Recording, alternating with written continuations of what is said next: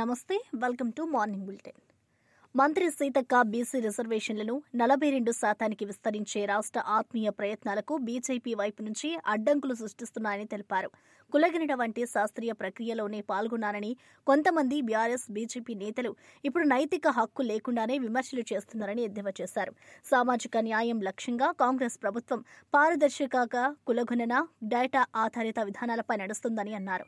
Assembly తీర్మానం ద్వారా BC హక్కుల బలపరిచే దిశగా అడుగులు వేశామని, కేంద్ర అడ్డంకులపై రాజకీయంగా, న్యాయపరంగా పోరాడతామని స్పష్టం చేశారు.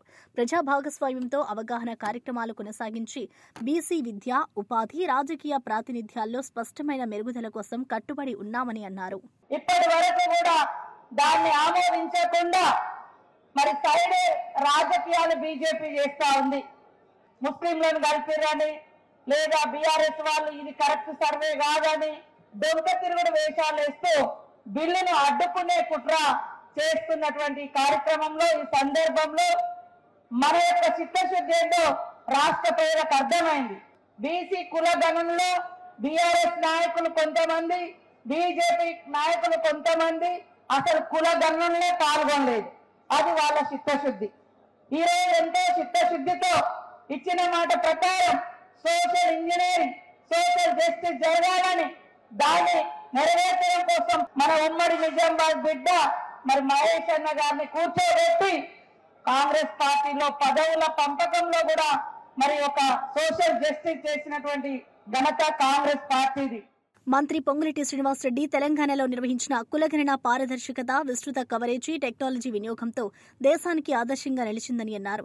బీసీలకు 42% రిజర్వేషన్లపై అసెంబ్లీ తీర్మానాన్ని చిత్తశుద్దితో తీసుకొచ్చామని, 15న జరిగే భారీ కాంగ్రెస్ సభలో 2 లక్షల మంది సామాజిక న్యాయ ఎజెండాను ప్రజల మధ్య మరింత బలంగా తీసుకెళ్తామని తెలిపారు. బీసీ బిల్లును కేంద్రం నిలువరించే ప్రయత్నాలు చేస్తే రాజ్యాంగ పరిమితుల్లో అన్ని వేదికల మీదుగా ఎదుర్కొంటామని స్పష్టం చేశారు. రిజర్వేషన్లు కేవలం రాజకీయ వాగ్దానం కాదు, విద్య, ఉపాధి, పాలనలో బీసీల నిజమైన సాధికారతకు బలమైన సాధనమని ఆయన అభిప్రాయం వ్యక్తం చేశారు. ఈనాడు కాంగ్రెస్ పార్టీ ఇచ్చిన మాటను నెరవేర్చే దాంట్లో భాగంగా కామారెడ్డి వేదికగా గౌరవ ముఖ్యమంత్రి గారు, పిసిసి అధ్యక్షులు ఆలోచనలకు అనుగుణంగా మన పార్టీ అద్భుతమైన ఈ మీటింగ్ ని సక్సెస్ చేయాలి అంటే కాంగ్రెస్ సైనికులమైన మనందరం, కాంగ్రెస్ సిద్ధాంతాలకు కట్టుబడి ఉన్న మనందరం 2 లక్షల మంది అంటే పెద్ద విషయం కాదు, పెద్ద కష్టము కాదు. అధికారంలో ఈనాడు మనం ఉండి 2 లక్షల మందితో ఒక అద్భుతమైన కని విని ఎరగిన మీటింగ్ ఏర్పాటు చేయటం మనందరం తలుసుకుంటే అది పెద్ద కష్టమైన విషయం కాదు. ఎమ్మెల్యే కోమటిరెడ్డి రాజగోపాల్ రెడ్డి అధికారం కంటే తన నియోజకవర్గ రైతుల ప్రయోజనాలే ప్రథమమని స్పష్టం చేశారు. అధికార పార్టీలో ఉన్న అన్యాయం కనపడితే ప్రభుత్వానికి ఎదురెళ్తానని, పదవుల కోసం రాజీ పడడని తేల్చి చెప్పారు. సాగు ఖర్చులు, ఇన్పుట్ కొరత, పంట నష్ట పరిహారం, మార్కెట్ ధరల హామీ వంటి అంశాలలో రైతులకు స్పష్టమైన కాలపరిమితి అన్న చర్యలు కావాలని డిమాండ్ చేశారు. Green house, micro irrigation, market linkages వంటి దీర్ఘకాలిక పరిష్కారాలు జోడిస్తే నేల మీద ఫలితం త్వరగా కనిపిస్తుందని అన్నారు.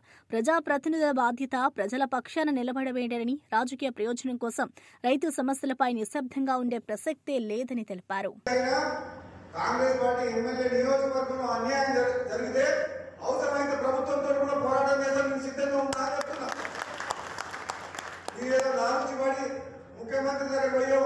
నాకేదో పదవి ఇస్తే నేను సపోర్ట్ చేయకుండా కూర్చుంటా, మా రైతులకు అన్యాయం అయితే నీ పదవి వద్దు, నాకేమొద్దు, నీ పైసలు వద్దు, పదవి వద్దు, నాకు రైతులు ముఖ్యం, మా ప్రాంత ప్రజలు ముఖ్యం అనే స్వభావం గల మనిషి కాబట్టి చెప్తున్నాను. ఎటువంటి అనుమానం అవసరం లేదు, ధైర్యంగా ఉండండి. మీకు న్యాయం జరిగే వరకు మీ వెంట నేనుంటా. అమరావతిపై వచ్చే దుష్ప్రచారాన్ని తిరస్కరించిన మంత్రి నారాయణ, రాజధాని పనులు వేగంగా సాగుతున్నాయని చెప్పారు. మౌలిక వసతులు, ప్రధాన రోడ్లు, డ్రైనేజీలు, అవసరమైన ప్రభుత్వ భవనాలు దశలవారీగా పూర్తి అవుతున్నాయని, ప్రతి వర్క్కు స్పష్టమైన మానిటరింగ్ మెకానిజం ఉన్నదని పేర్కొన్నారు. రాజకీయ విమర్శలు చేసే ముందు సైట్ విజిట్లకు రావాలని ప్రతిపక్షాలకు పిలుపునిచ్చారు. రాజధాని అభివృద్ధి రాష్ట్ర వృద్ధి రేటుతో నేరుగా సంబంధమైందని, పరిశ్రమలు, సేవల రంగంలో పెట్టుబడులు ఆకర్షించడంలో అమరావతి కీలకమని అన్నారు. పారదర్శక టెండర్లు, టైమ్ లైన్లు, నాణ్యత ప్రమాణాలపై రాజీ లేదని మంత్రి స్పష్టం చేశారు. ఫిబ్రవరి మ్యాక్సిమం మార్చ్ ఎండింగ్ లోపల ఈ 4000 హౌసెస్ని అధికారులకు ఇవ్వడం జరుగుతుంది. అదేవిధంగా రోడ్స్, డ్రైన్స్ తీసుకుంటే ఏదైతే అనుకున్నామో ట్రంక్ రోడ్స్ అన్నీ కూడా ట్రంక్ రోడ్స్ కంప్లీట్గా ఒక 1 year లోపల కంప్లీట్ అవుతాయి. అదేవిధంగా లేఅవుట్ రోడ్స్ తీసుకుంటే 2.5 years, టవర్స్ తీసుకుంటే టవర్స్ 3 yearsలో కంప్లీట్ అవుతుంది. అయితే అక్కడక్కడ కొందరు రకరకాలుగా గ్రాఫిక్స్ అని అవన్నీ అంటారు. వచ్చి చూడమనండి, వచ్చి చూస్తే తెలుస్తుంది ఎంతమంది పనిచేస్తున్నారు, ఎన్ని మిషన్లు పనిచేస్తున్నాయి, ఎన్ని ఏజెన్సీస్ పనిచేస్తున్నాయి, ఎంత వర్క్. ఎక్కడో ఉండి ఏసీ రూమ్లో కూర్చొని స్టేట్మెంట్ చేయడం కాదు, వాళ్ళు వచ్చి ఇక్కడ చూస్తే ఎంతమంది పనిచేస్తున్నారు, ఎంత వర్క్ జరుగుతుంది, రోజుకి ఎంత వర్క్ జరుగుతుంది తెలుస్తుంది. సో ఏదేమైనప్పుడు ఒకటే చెప్తున్నాను, అమరావతి రాజధాని మీద ఊరికి మాట్లాడటం వేస్ట్. వాళ్ళు నేను కాదు, ప్రజలు ఇచ్చి కొడతారు. Hyderabad police commissioner CV Anand Ganesh నిమజ్జనాన్ని విజయవంతంగా నిర్వహించడంలో GHMC, revenue, electricity, RTA, HMDA తదితర శాఖల సమన్వయాన్ని అభినందించారు. ట్రాఫిక్ మేనేజ్మెంట్, సురక్షిత నిమజ్జన మార్గాలు, క్రేన్, పొంటూన్ ఏర్పాటు, వైద్య, రెస్క్యూ బృందాల సిద్ధత, real time command control monitoring వంటి చర్యలు భక్తులకు ఇబ్బందులు లేకుండా జరగడానికి దోహదపడ్డాయని తెలిపారు. విభాగాల వారీగా పేరు పేరున ధన్యవాదాలు తెలుపుతూ భవిష్యత్తులో మరింత టెక్ డ్రివన్ కోఆర్డినేషన్తో నగర ఉత్సవాల నిర్వహణలో బెస్ట్ ప్రాక్టీసెస్ కొనసాగుతాయని పేర్కొన్నారు. వీరందరూ కూడా చాలా శ్రమించి ఆ మండప నిర్వాహకులు, ఖైరతాబాద్ గణేష్ ఉత్సవ్ కమిటీ సభ్యులతో మంచి సమన్వయం ఏర్పాటు చేసుకొని కరెక్ట్ టైంకి ఇంకా అర్ధగంట ముందే నిమజ్జనం అయ్యే విధంగా వారు చూసుకున్నారు. ఆర్నిషలు కృషి చేసి మా ఆఫీసర్స్ ఎవరైతే ఉన్నారో అందరు కూడా పేరు పేరున నేను శుభాకాంక్షలు, కృతజ్ఞతలు తెలియజేస్తున్నాను.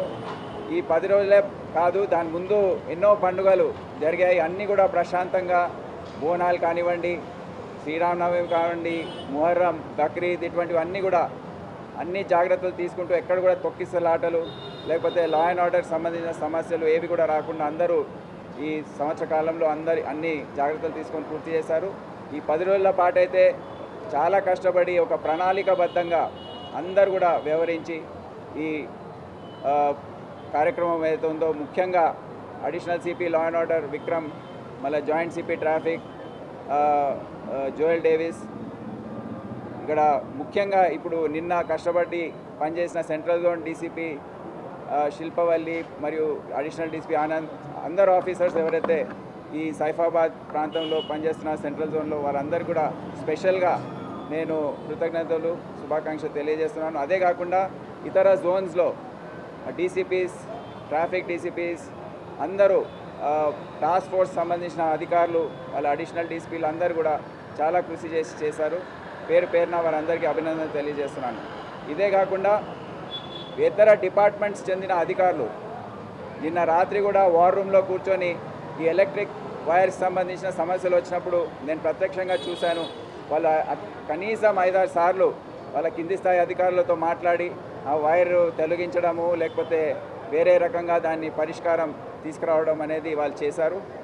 వారందరూ కూడా జిహెచ్ఎంసీ, ముఖ్యంగా revenue, water department, electricity, RTA బండ్లు పాడైపోయిన సందర్భంలో ఆర్టీఏకి చెందిన మెకానిక్స్ వాళ్ళు వచ్చి కూడా రిపేర్ చేసి దాన్ని తొందరగా టైర్ పంక్చర్ అయితే దాన్ని షిఫ్ట్ చేయడము, క్రెయిన్లు పెట్టి ఇవన్నీ కూడా వాళ్ళు సహకరించారు.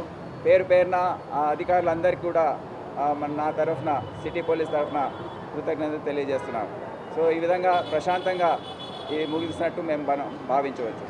కాళేశ్వరంపై బీఆర్ఎస్ ఏర్పాటు చేసిన ఫ్లెక్సీలను ప్రభుత్వ విప్ ఆది శ్రీనివాస్ తీవ్రంగా ఖండించారు. రాష్ట్రానికి కాళేశ్వరం ద్వారా ప్రయోజనం లేకపోయింది, ఎల్లంపల్లి నుంచే నీరు అందుతోంది అని వ్యాఖ్యానించారు. ప్రజలను తప్పుదోవ పట్టించే ప్రచారానికి బదులు వాస్తవాలు చెప్పాలని డిమాండ్ చేశారు. ప్రాజెక్ట్ ఖర్చులు, డిజైన్ లోపాలు, లీకేజీలు, ఎన్విరాన్మెంట్ క్లియరెన్స్లు వంటి అంశాలపై స్పష్టమైన ఆడిట్ అవసరమని సూచించారు. గ్రామాల్లో ఫ్లెక్సీలతో ప్రచారం కాదు, సాంకేతిక నివేదికలతో నిజాలు నిలువెల్లా తెలియాలన్నారు. బాధ్యులపై చర్యలు తీసుకుని నీటిపోయిన ప్రాజెక్టులను రీడిజైన్ చేసి రైతులకు ప్రయోజనం చేకూర్చడమే ప్రభుత్వ ప్రాధాన్యమని అన్నారు. కాళేశ్వరం దగ్గర మేడిగడ్డ దగ్గర నీళ్ళు ఆగినామే, మేడిగడ్డ కుంగిపోయి మేడిగడ్డ కుంగిపోయి అన్నారం సుందిల దగ్గర బుంగలు పడి నీళ్లు మొత్తం పోతున్నాయి. నేషనల్ డ్యామ్ సేఫ్టీ అధికారులు నేషనల్ డ్యామ్ సేఫ్టీ అధికారులు NDSA అసలు ఆ మేడిగడ్డ కుంగిందే బీఆర్ఎస్ గవర్నమెంట్ లో, NDSA అధికారం వచ్చింది బీఆర్ఎస్ గవర్నమెంట్ లో. ఇక నీళ్ళు ఆపితే ఈ కింది 40 గ్రామాలకు ఇబ్బంది, భద్రాచలం గుడిగుడు ఇబ్బంది. మీరు నీళ్ళు ఆపకుంటే బీఆర్ఎస్ హయాంలోనే గేట్లను తెరిపిస్తే పోయి సముద్రం నీళ్ళు పడ్డాయి. ఇప్పటికి కూడా ఒక్క చుక్క నీరు అక్కడ మనం ఆపుతలేము. వాళ్ళేమో ఫ్లెక్సికల్ ఈ కాళేశ్వరం లేకపోతే నీళ్ళు ఎక్కడంటుండ్రు. ఆనాటి దివంగత మానేత రాజశేఖర్ కట్టిన ఎల్లంపల్లి ప్రాజెక్టు ద్వారా నీళ్ళు వస్తుంది మనకు. మీకు బానే డ్యామ్ కానీ LMD కానీ SRSP నుంచి వర్షకాలంలో నీళ్ళు వస్తున్నాయి. రోజు 70,000. ఋషికొండ భవనాల్లో పెచ్చులు ఊడిపోతే కాంట్రాక్టర్పై చర్యలు ఎందుకు లేవని బొత్స సత్యనారాయణ ప్రశ్నించారు. కాంట్రాక్టర్కు డబ్బులు ఎవరిచ్చారు, పనుల పర్యవేక్షణ ఎవరు చేశారన్న అంశాలపై పారదర్శక సమాధానాలు కోరారు.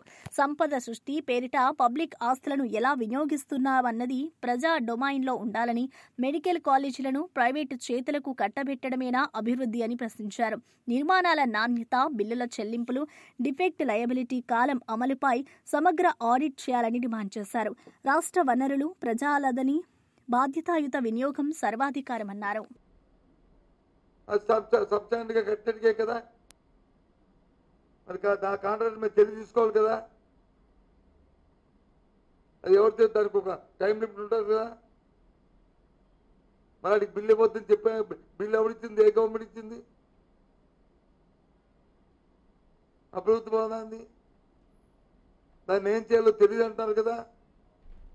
7 కోట్ల ఆదాయం వచ్చేది అనవసరంగా ఇప్పుడు వచ్చి ప్రతి నెల 7 లక్షలు 70 లక్షలు కరెంటుగా అవుతుంది అని చెప్తున్నారు కదా. మీరు పత్రికలో రాయిస్తారు కదా. మీకు చేత కాకపోతే ఇవన్నీ ఇచ్చారు కదా.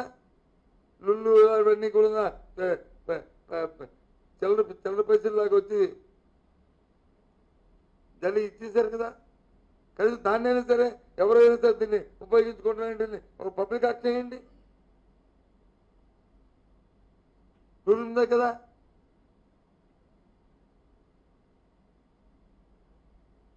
ఇవన్నీ మీరు 50 లక్షలు ఇచ్చారు సంవత్సరానికి, ఇన్ని ఎకరాలు కూడా అదేంటి. సంవత్సరానికి వచ్చి మినిమం 10 కోట్ల రూపాయలు తక్కువ లేకుండా వస్తే నేనేమో ఒప్పుకుంటాను. మినిమం 25 కోట్ల నుంచి 50 కోట్లకు వచ్చే పరిస్థితి.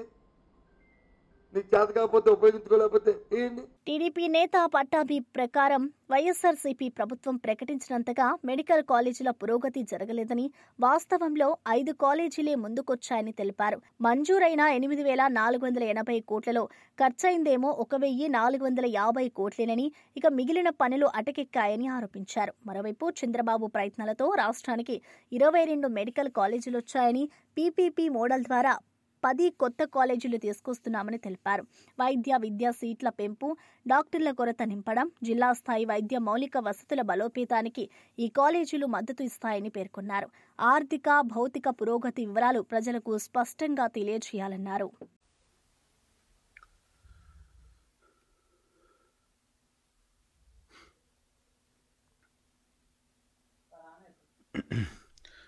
అందరికి నమస్కారం. ఎన్డీఏ ప్రభుత్వం రాష్ట్రంలో అధికారంలోకి వచ్చిన దగ్గర నుంచి గతంలో పూర్తిగా భ్రష్టు పట్టినటువంటి అనేక వ్యవస్థలు, గాడి తప్పినటువంటి అనేక వ్యవస్థలు, అనేక రంగాలు, జగన్మోహన్ రెడ్డి అవినీతి ధనదాహానికి బలైపోయినటువంటి అనేక రంగాల్ని మళ్ళీ నిలబెట్టేటటువంటి ప్రయత్నం ఉధృతంగా చేస్తూ ఉంది. గౌరవ ముఖ్యమంత్రి నారా చంద్రబాబు నాయుడు గారి సారథ్యంలో గత 14-15 నెలలుగా అనేక రంగాల్ని తిరిగి నిలబెట్టడమే కాకుండా దేశంలోనే అత్యున్నత ప్రమాణాలతో వాటన్నిటినీ కూడా అభివృద్ధి చేసేటటువంటి కార్యక్రమాన్ని కూడా పెద్ద ఎత్తున చేపట్టింది. మరి వాటిలో ప్రధానమైనది ఆరోగ్య రంగం. హెల్త్ సెక్టర్ మనందరికీ తెలుసు 2019-24 మధ్య ఎక్కువగా దెబ్బతిన్నటువంటి వ్యవస్థ ఏదైనా ఉంటే రాష్ట్రంలో అది ఆరోగ్య వ్యవస్థ, హెల్త్ సెక్టర్. దాని యొక్క పర్యవసానాలు మనం ప్రత్యక్షంగా కోవిడ్ సమయంలో మనందరం కూడా చూసాం. కొన్ని వేల మంది ప్రాణాలు కూడా అకారణంగా కోల్పోయారు. దెబ్బతిన్నటువంటి ఆరోగ్య వ్యవస్థ, గాడి తప్పినటువంటి ఆరోగ్య వ్యవస్థ వల్ల జగన్మోహన్ రెడ్డి ప్రభుత్వ హయాంలో మరి ఆ రంగానికి చెందినటువంటి నిధులను కూడా పెద్ద ఎత్తున దారి మళ్లించి మరి మింగేసే కార్యక్రమం, జగన్ రెడ్డి తన ధనదాహాన్ని తీర్చుకునేటటువంటి కార్యక్రమాన్ని చేపట్టడం వల్ల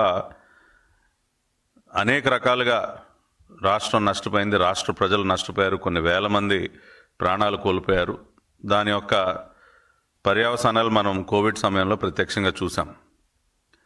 చంద్రబాబు నాయుడు గారు సారథ్యంలో ఎన్డీఏ ప్రభుత్వం అధికారంలోకి వచ్చిన తర్వాత మరి వాటన్నిటిని కూడా రాష్ట్రంలో ఉన్నటువంటి ప్రభుత్వ ఆసుపత్రుల్ని మెరుగుపరుస్తూ అక్కడ ఉన్నటువంటి ఇన్ఫ్రాస్ట్రక్చర్ని మెరుగుపరచడమే కాకుండా మరి మెడికల్ ఎడ్యుకేషన్కి సంబంధించి కూడా మెడికల్ కాలేజెస్, గతంలో మనందరికీ తెలుసు చంద్రబాబు నాయుడు గారు 14 సంవత్సరాలు ముఖ్యమంత్రిగా ఉన్నటువంటి కాలంలో, అది 95-2004 మధ్య కానివ్వండి, 2014-2019 మధ్య కానివ్వండి, దాదాపు రాష్ట్రానికి ఆయన 22 మెడికల్ కాలేజీలు తీసుకొచ్చారు.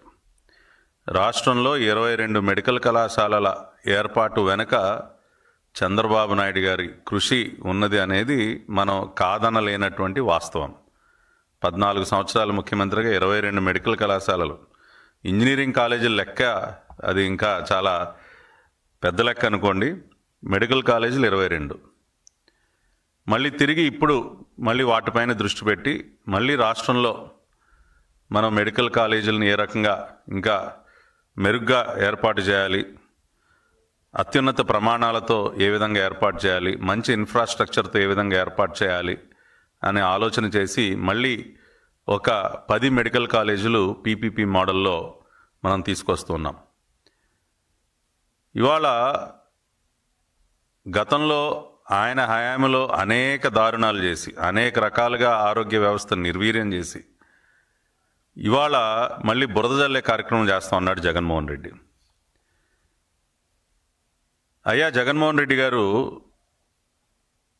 మీరు ముఖ్యమంత్రిగా ఉన్నటువంటి 5 సంవత్సరాల కాలంలో మెడికల్ కాలేజీలకు సంబంధించి మాట్లాడుకుంటే మీరు తీసుకొచ్చింది కేవలం 5 కళాశాలలు, మీరు గ్రౌండ్ చేసింది కేవలం 5 కళాశాలలు, అవి కూడా అసంపూర్తిగా. ఏవైతే మరి విజయనగరం, మచిలీపట్నం, ఏలూరు, రాజమండ్రి, నంద్యాల ఇటువంటివి 5 కళాశాలలు ఏవైతే ఉన్నాయో అవి కూడా పూర్తిగా అక్కడ ఇన్ఫ్రాస్ట్రక్చర్ పనులు పూర్తి కాకుండానే కొంత అసంపూర్తిగానే మీరు అక్కడ కాలేజీలని ప్రారంభించినటువంటి పరిస్థితి. ఇవాళ అవన్నీ కూడా మళ్ళీ మేము పూర్తి చేస్తూ ఉన్నాం. అదేవిధంగా మాజీ మంత్రి ఎమ్మెల్యే జగదీష్ రెడ్డి నల్గొండ జిల్లాలో పోలీసు వ్యవస్థను రాజకీయంగా వాడుకుంటున్నారని ఆరోపణలు చేస్తూ దిగువ స్థాయి సిబ్బంది కాంగ్రెస్ నేతల ఆదేశాలకు లోబడుతున్నారని విమర్శించారు. ఈ విధమైన అరాచకాన్ని పోలీసులు కూడా కాపాడలేని పరిస్థితి వస్తుంది అంటూ హెచ్చరించారు.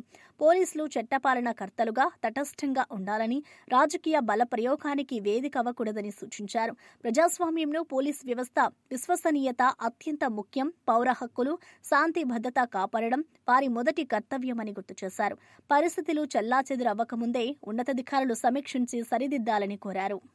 ఇక్కడ ఉన్న మంత్రులు రైతులకు నీళ్లు ఇవ్వలేక, కరెంట్ ఇవ్వలేక, ఎరువులు ఇవ్వలేక, ప్రజల నుంచి వస్తున్న ప్రశ్నలకు సమాధానాలు చెప్పలేక కేవలం పోలీసులను అడ్డం పెట్టుకుని పరిపాలన చేస్తున్నారు. టీఆర్ఎస్ కార్యకర్తల పైన, నాయకుల పైన, సోషల్ మీడియా యాక్టివిస్టుల పైన, ఆఖరికి ఎవరైనా గ్రామంలో యూరియా లైన్లో నిలబడ్డ వాళ్ళని చూపిస్తూ ఒక వీడియో పెడితే కూడా పోలీసులను దూలి పిలిపించి అరెస్టులు చేయించి భయపెట్టించి రాజ్యాన్ని నడపాలనుకుంటున్నారు. ఇవాళ మా సూర్యాపేటలో కూడా సీనియర్ నాయకుడు, ఎక్స్ జడ్పీటీసీ, నిన్నటి వరకు కౌన్సిలరు, ఏకగ్రీవ కౌన్సిలర్, ఆయనంత సీనియర్ నాయకుడిని ఎవరో ఒక తాగుబోతు కాంప్లైంట్ ఇచ్చిండని చెప్పి మధ్యరాత్రి వచ్చి 10 మంది పైగా పోలీసులు మధ్యరాత్రి వచ్చి పట్టుకపోయి స్టేషన్లో పెట్టడానికి పెట్టినారు.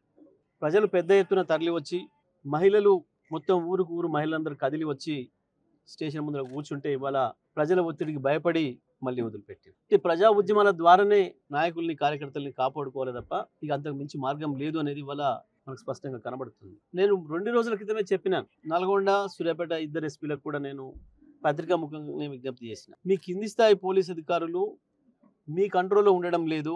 ఎవరో కొద్దిమంది కాంగ్రెస్ నాయకులు పైరవికారులు వాళ్ళు ఫోన్లు చేసి చెప్తే ఎవరిని పట్టుకురమ్మంటే వాళ్ళని పట్టుకొస్తున్నారు. ఏ కేసు అవసరం లేకుండా ఏది లేకుండా చట్ట విరుద్ధంగా పనిచేస్తున్నారు. ఎస్పీలు ఇద్దరు కూడా అలర్ట్ కావాలి. మీరు నడపండి పోలీస్ వ్యవస్థను. ఎవరో గింత తోడు పైరవికారు ఎవరో ఒక మండల పార్టీ అధ్యక్షుడు కాంగ్రెస్కు లేకపోతే ఇంకో చిన్న చోట మోటో నాయకుడు నడపడం కాదు. ప్రతిరోజు వాళ్ళది మిలాఖత్తు కలిసి కూర్చోవడం అనేది స్పష్టంగా కనబడుతుంది, ప్రజల కళ్ళ ముందు కనబడుతుంది. ఇది పోలీస్ వ్యవస్థ మీదనే నమ్మకాన్ని పోగొడుతుంది. ప్రజల్లో అబాస్ పాలవుతున్నారు మీరు అనే మాట నేను మొన్ననే చెప్పిన. ఇవాళ మన ఇది కనబడుతుంది మనకి.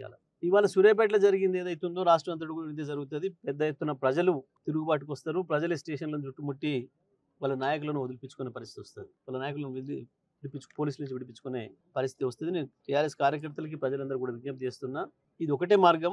ప్రజల ఒత్తిడితోనే వాళ్ళ మెడలు వంచాలి, ప్రభుత్వం మెడలు వంచాలి. ఇది కేవలం మా కార్యకర్తల్ని నాయకులను విడిపించుకోవడం కొరకే కాదు, ప్రభుత్వం ఇచ్చిన హామీలు ఏవైతున్నాయో వాటన్నిటిని నెరవేర్చడం కొరకు కూడా ఇదే పెద్ద ఎత్తున ఇదే పద్ధతిలో ఉద్యమాలకు పోవాల్సిన అవసరం కూడా ఉంది.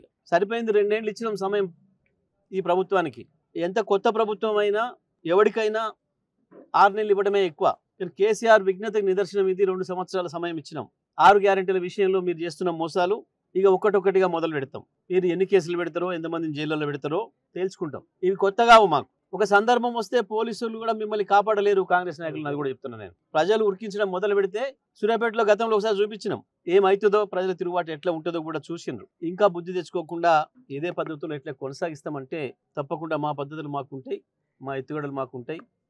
ప్రజల అండ ఉన్నప్పుడు మీరు ఈ చిల్లర చేష్టలతోనే చిల్లర కేసులతో మమ్మల్ని భయపెట్టలేరు. ఇప్పటి కూడా నేను మళ్ళీ చెప్తా ఉన్నా, సూర్యాపేట ఎస్పీ గారు, ఇవాళ ప్రజలకు అంత పెద్ద ఎత్తున తరలి వస్తే వాస్తవం అర్థమైంది ఏం జరిగింది ఇక్కడ అని. ఒకవైపు గంజాయి తాగుబోతుల రాజ్యం ఎక్కువైంది, ఇష్టం వచ్చిన పద్ధతుల్లో ప్రవర్తిస్తున్నారు, దాంతో నేరాలు చేస్తున్నారు. వాటిని అదుపు చేయండి. మొదలు కాంగ్రెస్ నాయకులు చేస్తున్న దురాగతాలను ఆపండి. ప్రతిపక్ష నాయకులు ఎప్పుడు కూడా ఏం తప్పులు చేయరు, ప్రజల కొరకు పని చేయడం తప్ప. మీరు చేయాల్సిన పని చేయకుండా ఇంకొక పని చేస్తాము అంటే ప్రజలు చేయాల్సిన పని ప్రజలు చేస్తారు. నేను చెప్తున్నా, ఇప్పటికైనా సోషల్ మీడియా కార్యకర్తలని, సోషల్ మీడియాలో పోస్టులు పెట్టిన వాళ్ళని, సామాజిక సమస్యలపైన స్పందించిన వాళ్ళని భయపెట్టిస్తాం, స్టేషన్ పిలుస్తామంటే రారు. నేను ఇంకో మాట కూడా చెప్తున్నా, మీరు ఇట్లాగే ప్రవర్తిస్తే ఒకరు కూడా స్టేషన్ రారు. మీరు పిలిస్తే మీరు ఎంతమందిని పట్టుకపోతారో, 8,000 మందిని పట్టుకపోయి జైల్లో పెడతారో చూద్దాం.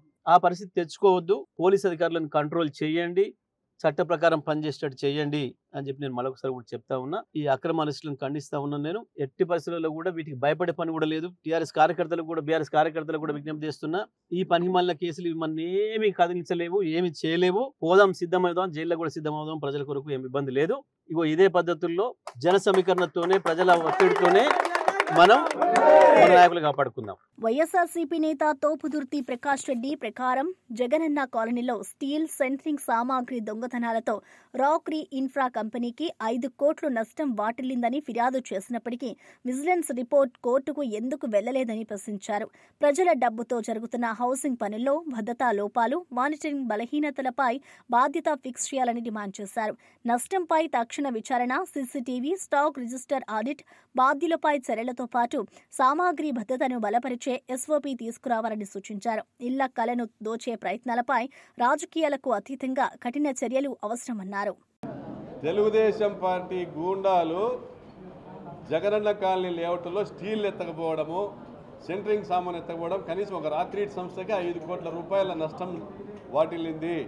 ఈ దొంగతనాల ద్వారా, జగనన్న కాలనీలో జరిగిన దొంగతనాల ద్వారా రాత్రి తెలుగుదేశం పార్టీ గూండాలు జగనన్న కాలనీ లేఅవుట్లో స్టీల్ ఎత్తకపోవడము, సెంట్రింగ్ సామాన్ ఎత్తకపోవడం, కనీసం ఒక రాత్రి సంస్థకి 5 కోట్ల రూపాయల నష్టం వాటిల్లింది. ఈ దొంగతనాల ద్వారా, జగనన్న కాలనీలో జరిగిన దొంగతనాల ద్వారా రాక్రీడ్ సంస్థకి 5 కోట్ల రూపాయల నష్టం వాటిల్లిందని గవర్నమెంట్కు కంప్లైంట్ ఇవ్వడం జరిగింది. త్వరలో ఓపెన్ చేస్తామా, త్వరలో ఇంటర్వ్యూ పెట్టుకుందాం, త్వరలో ఓపెన్ చేస్తాం. మాజీ మంత్రి కారుమూరి నాగేశ్వరరావు తనకు ఎమ్మెల్యే ఆర్మిల్లి రాధాకృష్ణపై ఆర్కే ట్యాక్స్ పేరుతో వ్యాపారులు సమాజంపై ఒత్తిడి తెచ్చి దోపిడీ జరుగుతుందని తీవ్ర ఆరోపణలు చేశారు. లిక్కర్, ఇసుక గనులు, కబేలాలు, అనేక రంగాల్లో ఎగవేతలు జరుగుతున్నాయని, ఒకే ఏడాదిలో దాదాపు 1200 కోట్లు దోచుకున్నారనే ఆరోపణలను వెళ్లిబుచ్చారు. ఇదేనా మంచి పాలన అని చంద్రబాబును నిలదీశారు. బాధితుల ఫిర్యాదులపై పారదర్శక విచారణ, call data, accounts trial audit, బాధ్యులపై చట్టరీత్యా చర్యలు తీసుకోవాలని డిమాండ్ చేశారు. ప్రజా వనరులు, వ్యాపార వాతావరణాన్ని కాపాడేలా ప్రభుత్వం స్పష్టమైన మెసేజ్ ఇవ్వాలని అన్నారు.